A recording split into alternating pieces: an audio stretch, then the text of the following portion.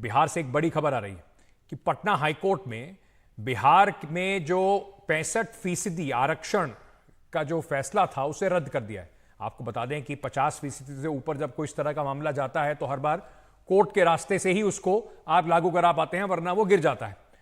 तो बिहार में अब नहीं मिलेगा 65% आरक्षण। कोर्ट के मुताबिक फैसले से निर्धारित जो 50% आरक्षण की सीमा है वो बिहार में लागू रहेगी, यानी कि उस सीमा को लांघ कर जो वो बिहार 65% पर पहुंचा था वो अब नहीं हो पाएगा। बिहार में सरकार ने पिछड़ा वर्ग, अत्यंत पिछड़ा वर्ग, अनुसूचित जाति और अनुसूचित जनजाति के लिए आरक्षण को 50% से बढ़ाकर 65% कर दिया था।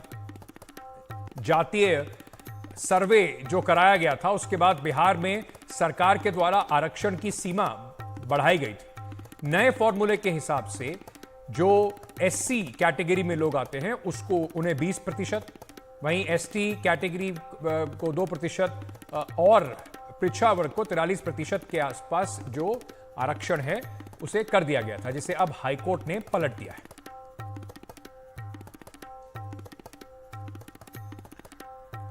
अब आप समझ सकते हैं बिहार जैसे राज्य में जहां पर आरक्षण को लेकर एक जबरदस्त राजनीति चली थी। ये जब कास्ट सर्वे हुआ था तब जेडीयू आरजेडी साथ साथ थे।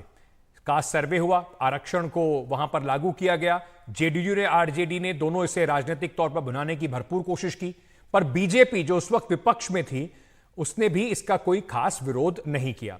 और अब भी जिस तरीके से जो पूरा मामला बनता दिखाई पड़ रहा है, कोई भी पॉलिटिकल पार्टी खुल के इसके विरोध में जो सुप्रीम कोर्ट का फैसला है उसके कम से कम पक्ष में खड़ी दिखाई नहीं पड़ रही। रास्ते ढूंढने की बात की जा रही है। हमारे साथ इस पर कुछ मेहमान भी जुड़ेंगे। जरा आपको तारुफ करा देता हूं जो हमारे साथ मेहमान इस मुद्दे पर जुड़ने वाले हैं। हमारे साथ सुबोध कुमार मेहता साहब हैं, आरजेडी के नेशनल स्पोक्स पर्सन हैं। हमारे साथ अनुराग भदौरिया जी हैं, समाजवादी पार्टी से आते हैं। आलोक वत्स जुड़ेंगे हमारे साथ भारतीय जनता पार्टी से। ज्योति कुमार सिंह स्पोक्स पर्सन है कांग्रेस पार्टी की।